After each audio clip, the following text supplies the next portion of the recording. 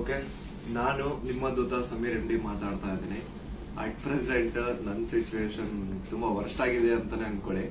ಯಾಕಂತಂದ್ರೆ ನನ್ನ ಮೇಲೆ ಈಗ ಆಲ್ರೆಡಿ ಪೊಲೀಸ್ ನೋಟಿಸ್ ಬಂದಿದೆ. ಸುಮಾರು 10:45ಗೆ ಪೊಲೀಸ್ ಅವ್ರು ಬಂದು ನೋಟಿಸ್ ಕೊಟ್ಟು ಹೋಗಿದಾರ. ನನ್ಗೇನ್ ಭಯ ಇಲ್ಲ ಗುರು, ಕಾನೂನು ಪರವಾಗಿ ಈಗ ಜಸ್ಟ್ ಒಂದು ಫ್ಯೂ ಅವರ್ಸ್ ಬ್ಯಾಕ್ ಬಂದು ಕೊಟ್ಟು ಹೋಗಿದಾರ. ಅಂಡ್ ನನ್ಗೇನ್ ಭಯ ಇಲ್ಲ. ನನ್ನ ಹತ್ರ ಎಲ್ಲಾ ಸಾಕ್ಷಿ ಇದೆ. ನಾನು ಏನ್ ವಿಡಿಯೋ ಮಾಡಿದೀನಿ, ಯಾವ್ಯಾವ ಕೇಸ್ ಬಗ್ಗೆ ಎಲ್ಲ ಮಾತಾಡಿದೀನಿ, ಪ್ರತಿಯೊಂದಕ್ಕೂ ನನ್ನ ಹತ್ರ ಸಾಕ್ಷಿ ಇದೆ. ನಾನು ವಿಡಿಯೋದಲ್ಲಂತ ಒಂದು ಅಷ್ಟು ಕ್ಲಿಯರ್ ಆಗಿ ತೋರ್ಸಕ್ಕಾಗಿಲ್ಲ. ಬಟ್ ಕಾನೂನು ಮುಂದೆ ನಾನು ಪ್ರತಿಯೊಂದನ್ನ ಇಡ್ಲಿಕ್ಕೆ ರೆಡಿ ಆಗಿದ್ದೀನಿ. ನನಗೆ ಕಾನೂನು ಮೇಲೆ ತುಂಬಾ ಗೌರವ ಇದೆ, ತೊಂದರೆ ಇಲ್ಲ ಅದ್ರ ಬಗ್ಗೆ. ಅಂಡ್ ತೊಂದರೆ ಎಲ್ಲ ಆಗ್ತಿದೆ ಅಂತಂದ್ರೆ, ಈಗ ನಾನು ಬೀಯಿಂಗ್ ಎ ಮುಸ್ಲಿಂ ಗಾಯ್ ಈ ಒಂದು ವಿಷಯದ ಬಗ್ಗೆ ಮಾತಾಡಿದ್ರೆ ತಪ್ಪಾಗ್ಬಿಡಿದೆ ಅನ್ನೋ ರೀತಿ ಆ ತರ ಪೋರ್ಟ್ರೇಟ್ ಮಾಡ್ತಿದಾರೆ. ನೀನು ಹಿಂದೂ ದೇವಸ್ಥಾನನ ಅವಮಾನ ಮಾಡ್ಬಿಟ್ಟೆ, ಈ ಹಿಂದೂ ಹುಡುಗಿ ಬಗ್ಗೆ ನಿಂಗೆ ಆಗ್ಬೇಕು, ನಿಮ್ ಸಮಾಜದ ನೀನ್ ನೋಡ್ಕೋ. ಗುರು, ಹಿಂದೂ ಮುಸ್ಲಿಂ ಅನ್ನೋದು ಬಿಡು, ಈಗ ನ್ಯಾಯದ ಬಗ್ಗೆ ಮಾತಾಡೋಣ. ಹಿಂದೂ ಹುಡುಗಿ ಆಗಿದ್ರೇನೋ ಮುಸ್ಲಿಂ ಹುಡುಗಿ ಆಗಿದ್ರೇನೋ ಅನ್ಯಾಯ ಆಗಿದೆ ತಾನೆ. ಅನ್ಯಾಯದ ವಿರುದ್ಧ ಧ್ವನಿ ಎತ್ತದೆ ಧರ್ಮ. ಅಂಡ್ ಅದನ್ನೇ ನಾನು ಪಾಲಿಸ್ತಾ ಬಂದಿರೋದು. ಅಂಡ್ ಏನದು ಟ್ರೋಲ್ ಪೇಜಸ್ ಅಲ್ಲೆಲ್ಲ ನೀವು ಹಾಕೊಂಡಿದಿರಲ್ಲ, ಇವ್ನ್ ಹಿಂದೂ ವಿರೋಧಿ ಮುಸ್ಲಿಂ ಬರೀ ಹಿಂದೂ ಅಗೇನ್ಸ್ಟ್ ಮಾಡ್ತಿರ್ತಾನೆ ವಿಡಿಯೋಸ್ ಅದಿದ ಅಂತ. ಅವ್ರಿಗೆಲ್ಲ ಒಂದೇ ಮಾತು ಹೇಳ್ತೀನಿ, ಸಮೀರ್ MD ಅಂತ ನನ್ನ ಇನ್ನೊಂದು ಚಾನಲ್ ಇದೆ. ಅರೌಂಡ್ 270K ಸಬ್ಸ್ಕ್ರೈಬರ್ಸ್ ಇದಾರೆ ಅಲ್ಲಿ ನಾಟ್ ಸೋ ನಾರ್ಮಲ್ ಅಂತ ಹೇಳ್ಬಿಟ್ಟು ನಾನು ಒಂದು ಸೀರೀಸ್ ಸ್ಟಾರ್ಟ್ ಮಾಡಿದ್ದೆ. ಅದರಲ್ಲಿ ಫಸ್ಟ್ ವಿಡಿಯೋ ನಾನು ಹೋಗಿ ಮಾಡಿದ್ದೆ ತುಮಕೂರಲ್ಲಿರುವಂತಹ ಸಿದ್ದೇಶ್ವರ ಸ್ವಾಮಿ ಬೆಟ್ಟದ ಬೆಲೆ. ಅಲ್ಲಿ ಹೋಗಿ ಸಿದ್ದೇಶ್ವರ ಸ್ವಾಮಿ ಮುಂದೆ ಕೈ ಜೋಡಿಸಿದ್ದು ಈ ಒಂದು ಮುಸ್ಲಿಂ ಹುಡುಗಾನೆ. ಅದಾದ್ಮೇಲೆ ತುಮಕೂರಲ್ಲಿರುವಂತಹ ಸಿದ್ದರ ಬೆಟ್ಟಕ್ಕೆ ಹೋಗಿ ಅಲ್ಲಿರುವಂತಹ ಸಿದ್ದೇಶ್ವರ ಸ್ವಾಮಿ ಮುಂದೆ ಕೈ ಜೋಡಿಸಿ ಪ್ರಾರ್ಥನೆ ಮಾಡಿದ್ದು ಈ ನಿಮ್ಮ ಮುಸ್ಲಿಂ ಹುಡುಗಾನೆ. ಅಶ್ವತ್ಥಾಮ ಬಗ್ಗೆ, ಮಹಾಭಾರತದ ಕಥೆಗಳ ಬಗ್ಗೆ ವಿಡಿಯೋ ಮಾಡಿದ್ದು ಈ ಒಂದು ಮುಸ್ಲಿಂ ಹುಡುಗಾನೆ. ಬಾರ್ಬರಿಕು ಅಶ್ವತ್ಥಾಮದಲ್ಲಿದ್ದಂತಹ ಇನ್ಫೇಮಸ್ ಕ್ಯಾರೆಕ್ಟರ್ ಅವ್ರ ಬಗ್ಗೆನೂ ನಮ್ ಕನ್ನಡಿಗರಿಗೆ ತಿಳಿಸ್ಕೊಟ್ಟಿದ್ದು ಈ ಒಂದು ಮುಸ್ಲಿಂ ಹುಡುಗಾನೆ.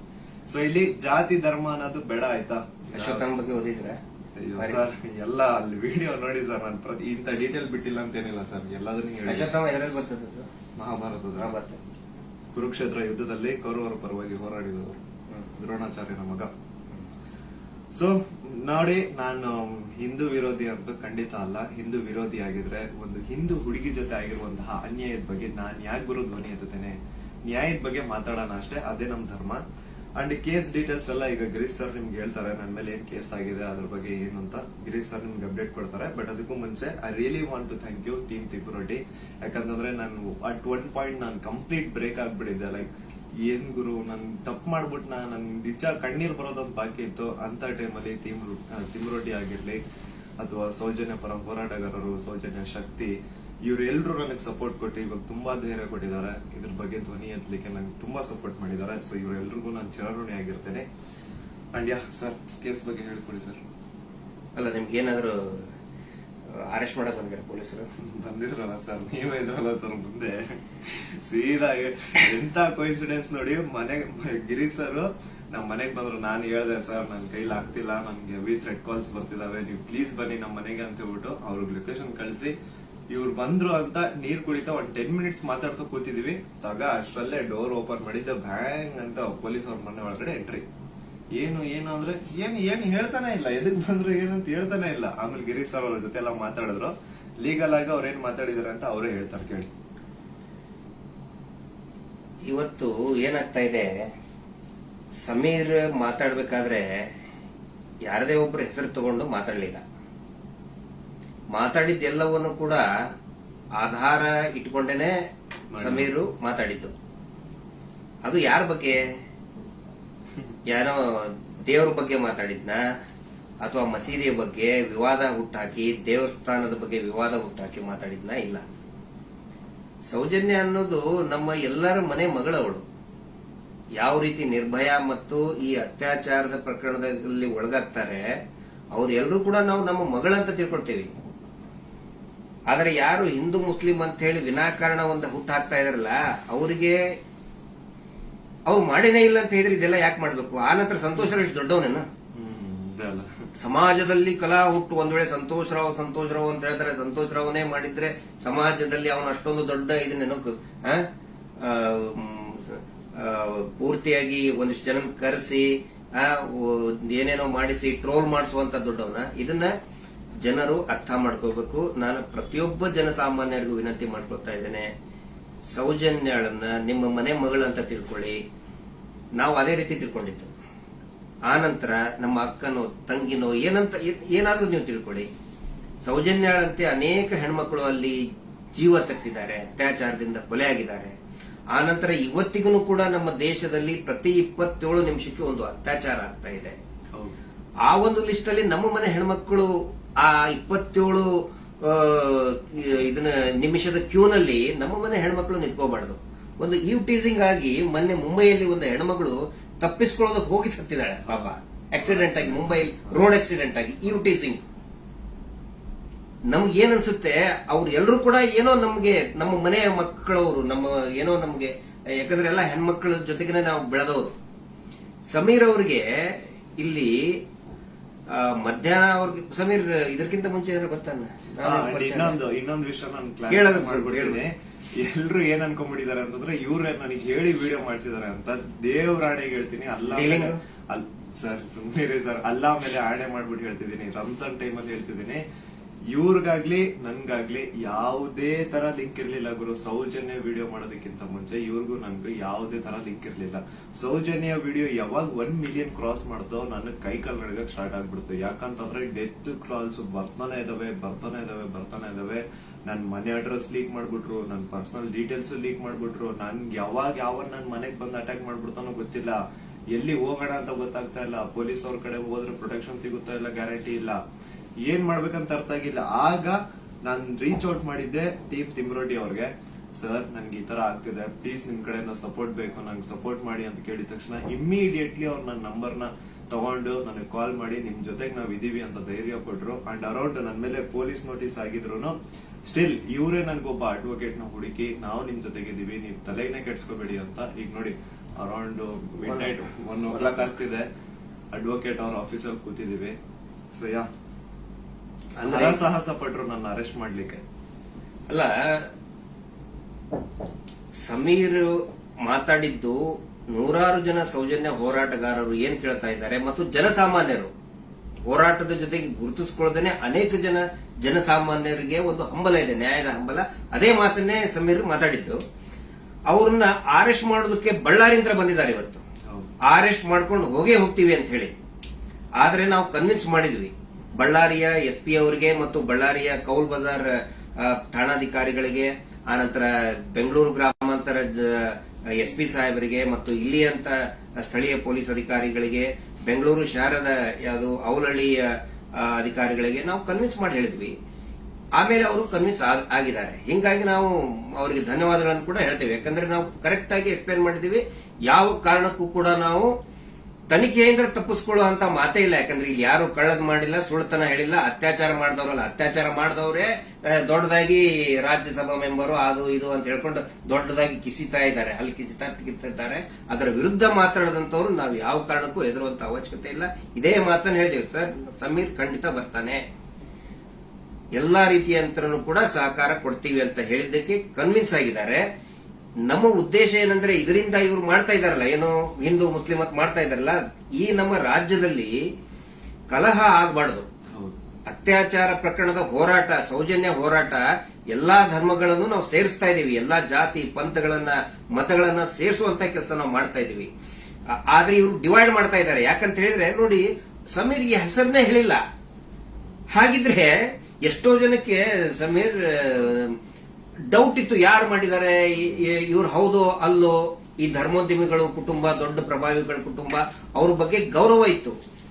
ಇವತ್ತು ಯಾವಾಗ ನಿಮ್ಮ ವಿರುದ್ಧ ಇಡೀ ಪೂರ್ತಿಯಾಗಿ ಅವರು ಕೆಟ್ಟದಾಗಿ ಕೆಲವು ಜನ ಟ್ರೋಲ್ ಮಾಡಕ್ ಸ್ಟಾರ್ಟ್ ಮಾಡಿದ್ರು, ಎಲ್ಲರಿಗೂ ಕನ್ಫರ್ಮ್ ಆಯ್ತು ಇವರೇ ಮಾಡಿದ್ದು, ನಾವೇ ಮಾಡಿದೀವಿ ಅಂತ ಅವರೇ ಬಟ್ಟೆ ಬಿಚ್ಕೊಳ್ತಾ ಇದ್ದಾರೆ. ನಾವು ಸೌಜನ್ಯ ಬೆತ್ತಲೆ ಮಾಡ್ತಾಳ ಅಂತ ಹೇಳಿದ್ರೆ ಇವರೇ ಬೆತ್ತಲೆಯಾಗಿ ಹೋಗ್ತಾ ಇದ್ದಾರೆ.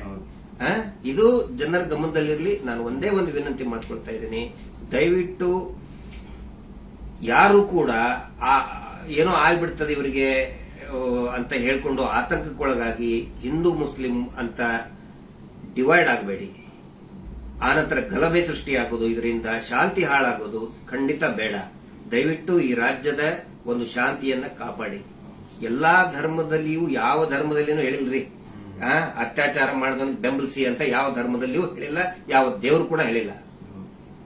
ಆನಂತರ ಇವರು ದೇವಸ್ಥಾನದ ಬಗ್ಗೆ ಮಾತಾಡಿದ್ದು ದಟ್ ಇಸ್ ದ ಫ್ಯಾಕ್ಟ್. ಅದು ದೇವಸ್ಥಾನದ್ದು ಜೈನ್ ಟೆಂಪಲ್ ಬಗ್ಗೆ ಅಂತ ಏನ್ ಹೇಳ್ತಾರಲ್ಲ, ದಟ್ ಇಸ್ ದ ಫ್ಯಾಕ್ಟ್. ಅದನ್ನ ಸಮೀರ್ ಹೇಳ್ತಾ ಇಲ್ಲ, ಅಥವಾ ನಾವು ಹೇಳ್ತಾ ಇಲ್ಲ, ಮಹೇಶ್ ಶೆಟ್ಟಿ ತಿಮ್ಮರುಡಿ ಅವರು ಬರೆದು ಕೊಟ್ಟಿದ್ದು ಹೇಳ್ತಾ ಇಲ್ಲ. ಸುಪ್ರೀಂ ಕೋರ್ಟ್ ನಲ್ಲಿ ಇದೇ ಕುಟುಂಬದವರು, ಇದೇ ವೀರೇಂದ್ರ ಜೈನ್ ಕುಟುಂಬದವರು ಸುಪ್ರೀಂ ಕೋರ್ಟ್ ನಲ್ಲಿ ಬರೆದು ಕೊಟ್ಟಿದ್ದಾರೆ, ಅಫಿಡವಿಟ್ ಮೂಲಕ ಬರೆದು ಕೊಟ್ಟಿದ್ದಾರೆ, ಅದು ಹಿಂದೂ ದೇವಸ್ಥಾನ ಅಲ್ಲ ಅಂತ. ಅದಕ್ಕೂ ಕೂಡ ಯಾರ್ದು ಇದನ್ನಲ್ಲ. ಆದ್ರೆ ಇವರು ಯಾವಾಗ ಅತ್ಯಾಚಾರ ಪ್ರಕರಣಗಳನ್ನ ನಾವು ಪ್ರಶ್ನೆ ಮಾಡಕ್ ಪ್ರಾರಂಭ ಮಾಡಿದೀವಿ, ಅವಾಗ ಹಿಂದೂ ದೇವಸ್ಥಾನಕ್ಕೆ ಅಪಮಾನ ಮಾಡ್ತಾ ಇದಾರಲ್ಲ, ಅದು ನಮ್ಗೆ ಬೇಜಾರಾಗೋದು, ಅದು ನಮಗೆ ಬೇಜಾರಾಗ್ತಾ ಇದೆ. ಆ ಒಂದು ಮಂಜುನಾಥ ಸ್ವಾಮಿಯ ದೇವಸ್ಥಾನವನ್ನೇ ಪೂರ್ತಿ ಇದು ದೇವಸ್ಥಾನನೇ ಅಲ್ಲ ಅಂತ ಸುಪ್ರೀಂ ಕೋರ್ಟ್ ನಲ್ಲಿ ಬರೆದಿದ್ದಾರೆ. ಅದಕ್ಕೆ ಸಮೀರ್ ನೀವು ತಲೆ ಕೆಡಿಸ್ಕೋಬೇಡಿ. ಏನೇನು ನೀವು ಮಾತಾಡಿದಿರಿ ಪ್ರತಿಯೊಂದಕ್ಕೂ ಕೂಡ ದಾಖಲೆ ಇದೆ. ಯಾವುದು ಕೂಡ ಊಹಾಪೋಹ ಮಾಡ್ಕೊಂಡಂತದ್ದಲ್ಲ. ನನಗೂ ಕೂಡ ಸಮೀರ್ ಯಾವ ರೀತಿ ನನ್ನ ಮಹೇಶ್ ಶೆಟ್ಟಿ ತಿಮ್ಮರುಡಿ ಅವರಿಗೆ ಸೌಜನ್ಯ ಪರಿಚಯ ಮಾಡಿದ್ಲು, ಯಾವ ರೀತಿ ಸೌಜನ್ಯ ಕುಟುಂಬಕ್ಕೆ ಪರಿಚಯ ಮಾಡಿದ್ಲು, ಈ ಒಂದು ಹೋರಾಟ ನಮ್ಮೆಲ್ಲರನ್ನು ಕೂಡ ಒಗ್ಗೂಡಿಸ್ತಾ ಇದೆ. ಎಲ್ಲಾ ಧರ್ಮಗಳನ್ನು ಕೂಡ ಒಂದು ಮಾಡ್ತಾ ಇದೆ, ಎಲ್ಲಾ ಧರ್ಮದ ಜನಸಾಮಾನ್ಯರನ್ನ ಒಂದು ಮಾಡ್ತಾ ಇದೆ. ಬಹಳ ಖುಷಿಯಾಗಿದ್ದು ನನಗೆ. ಇಡೀ ರಾಜ್ಯದ ಜನ ಬಹುಶಃ ಈ ಒಂದು ಏನಂತಾರೆ ಅದಕ್ಕೆ ಸುನಾಮಿ ರೀತಿ ಒಳಗಡೆ. And especially very thanks to all troll pages. ನಮ್ಮನ್ನ ಕೆಟ್ಟದಾಗ ಟ್ರೋಲ್ ಮಾಡೋರು ಒಂದು 5% ಇರ್ಬೋದಷ್ಟೇ, ಆದ್ರೆ 95% ಎಲ್ಲಾ ಇನ್ಸ್ಟಾಗ್ರಾಮ್ ಅಲ್ಲಿ ಇರುವಂತಹ ಟ್ರೋಲ್ ಪೇಜಸ್ ನಮ್ ಸಪೋರ್ಟ್ ಇದ್ದಾರೆ. ಅವರಿಂದನೇ ಈ ಒಂದು ಕೇಸ್ ಇಷ್ಟೊಂದು ಮುಂದೆ ಜನರ ಮುಂದೆ ಬರ್ತಾ ಇರೋದು. So hats off to you ಎಲ್ಲಾ ಟ್ರೋಲ್ ಪೇಜಸ್ ಅವ್ರಿಗೂ ನನ್ನ ಕಡೆಯಿಂದ ಒಂದು ದೊಡ್ಡ ನಮಸ್ಕಾರ ಅನ್ಕೊಂಬಿಡಿ. ನಿಮ್ಮಿಂದಾನೇ ಈ ಒಂದು ಕೇಸ್ಗೆ ಇಷ್ಟೊಂದು ಪಬ್ಲಿಕ್ ಅಟೆನ್ಷನ್ ಸಿಕ್ಕಿರೋದು. Thank you so much. And ಎಲ್ಲಾ ಕನ್ನಡ ಈ ಕಮ್ಯುನಿಟಿನ ಯೂಟ್ಯೂಬರ್ಸ್ ಯಾರೆಲ್ಲ ಇದ್ರ ಬಗ್ಗೆ ವಿಡಿಯೋಸ್ ಮಾಡಿದ್ರೆ, ಯಾರೆಲ್ಲ ನನ್ನ ಪರವಾಗಿ ವಿಡಿಯೋಸ್ ಮಾಡಿದ್ರೆ, ನಾನು ಎಲ್ಲರೂ ವಿಡಿಯೋಸ್ ನ ನೋಡಿದೀನಿ. ತುಂಬಾ ಖುಷಿ ಆಯ್ತು. ಎಲ್ಲರೂ ಇದೇ ತರ ಸಪೋರ್ಟ್ ಮಾಡಿ ಅಂಡ್ ಎಲ್ರು ನಮ್ ಜೊತೆಗಿರಿ. ಆಮೇಲೆ ಬೇರೆ ಬೇರೆ ದೇಶದಿಂದ ಸಪೋರ್ಟ್ ಆಸ್ಟ್ರೇಲಿಯಾದಿಂದ ಮಾಡಿದ್ದಾರೆ, ಇಸ್ರೇಲ್ ಇಂದ, ಬಹರೇನ್ ಇಂದ, ಕೆನಡಾ ಇಂದ, ಸಿಂಗಾಪುರ್ ಇಂದ, ಎಲ್ಲಾ ಬೇರೆ ಬೇರೆ ದೇಶದಲ್ಲಿ ಇರುವಂತಹ ಕನ್ನಡಿಗರು ಇವತ್ತು ಏನೋ ಒಂದು ಶಕ್ತಿ ತುಂಬುವಂತ ಕೆಲಸ ಮಾಡ್ತಾ ಇದ್ದಾರೆ. ನಾವು ನಿಮ್ಮ ಜೊತೆಗಿದ್ದೇವೆ ಅಂತ ಹೇಳ್ತಾ ಇದ್ದಾರೆ. ಅಂದ್ರೆ ಅವ್ರೇನು ಬೇರೆ ಬೇರೆ ಕಂಟ್ರಿಯಿಂದ ನನಗೆ ಫಂಡ್ಸ್ ಕೊಡೋದು ಅಂತದಲ್ಲ ಸ್ವಾಮಿ. ಅವ್ರ ಮಾತಲ್ಲಿ ನನಗೆ ಧೈರ್ಯ ಕೊಟ್ಟಿರೋದು ನಿಮ್ ಜೊತೆ ನಾವಿದೀವಿ, ನೀವು ಮಾತಾಡಿ ಅಂತ. ಡೀಲಿಂಗ್ ಏನಾರ ಆಯ್ತಲ್ಲ ನಮ್ದು ನಿಮ್ದು ಡೀಲಿಂಗ್ ಅಂತ ಹೇಳ್ತಾ ಇದ್ದಾರೆ. ಅಲ್ಲ, ಅವರೇ ದುಡ್ಡು ಹಿಡ್ಕೊಂಡು ಅಡ್ಡಾಡ್ತಾ ಇದ್ದಾರೆ ನಮ್ಮಿಂದ. ಮಹೇಶ್ ಶೆಟ್ಟರ್ ಹಿಂದೆ 12 ವರ್ಷದಿಂದ ದುಡ್ಡು ಹಿಡ್ಕೊಂಡು ಅಡ್ಡಾಡ್ತಾ ಇದ್ದಾರೆ. ಕೇರ್ ಮಾಡ್ತಾ ಇಲ್ಲ. ನನ್ನ ಹಿಂದೆ 1.5 ವರ್ಷ ಆಯ್ತು ಅದನ್ನ ಮಾಡ್ತೇವೆ ಇದನ್ನ ಮಾಡ್ತೇವೆ ಅಂತ ಹೇಳ್ಕೊಂಡು ಯಾರು ಕೇರ್ ಮಾಡಿಲ್ಲ. ದಯವಿಟ್ಟು ನೋಡಿ, ನನ್ನನ್ನ ಏನಾದ್ರು ಪೊಲೀಸ್ ಅವ್ರು ಅರೆಸ್ಟ್ ಮಾಡ್ಕೊಂಡು ಹೋಗಿದ್ರೆ ಲಾಯರಿಗೆ ಕೊಡೋ ಫೀಸ್ ಕೊಡೋಕ್ ದುಡ್ಡು ಸಹ ನಮ್ಮ ಹತ್ರ ಇಲ್ಲಪ್ಪ.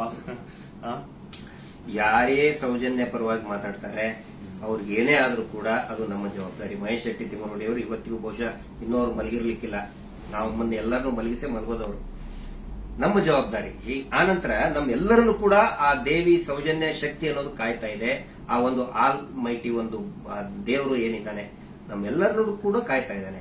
ಆ ದೇವರೇ ನಮ್ಮೆಲ್ಲರನ್ನು ಕೂಡ ಒಂದ್ ಮಾಡ್ತಾ ಇದ್ದಾನೆ. ಇದು ಜನಸಾಮಾನ್ಯನ ಹೋರಾಟ. It is a fight of a common man. ಯಾವಾಗ ನಾವು ಜನಸಾಮಾನ್ಯರು ಒಂದಾಗ್ತೀವಿ, ರಿಸಲ್ಟ್ ಬಂದೇ ಬರ್ತದೆ. ಪ್ರತಿಯೊಬ್ರು ಹೇಳ್ತಾ ಇದ್ದಾರೆ ನನಗೆ, ಪ್ರತಿಯೊಬ್ರು ಸರ್ ರಿಸಲ್ಟ್ ಬಂದೇ ಬರ್ತದೆ, ಇದು ಅಂತ್ಯ ಆಗ್ತಾ ಇದೆ ಅಂತೇಳಿ ಪ್ರತಿಯೊಬ್ರು ಹೇಳ್ತಾ ಇದ್ದಾರೆ. ಮಂಜುನಾಥ ಸ್ವಾಮಿನ ಕಂಡು ಬಿಟ್ಟಿದ್ದಾರೆ. ರಿಯಲ್ ಆರೋಪಿ ಯಾರು ಅಂತ ಅವರು ಹೊರ ಹಾಕ್ತಾರೆ. ಅವರೇ ಎಲ್ಲ ತಂದು ಇಡ್ತಾರೆ ಮುಂದೆ.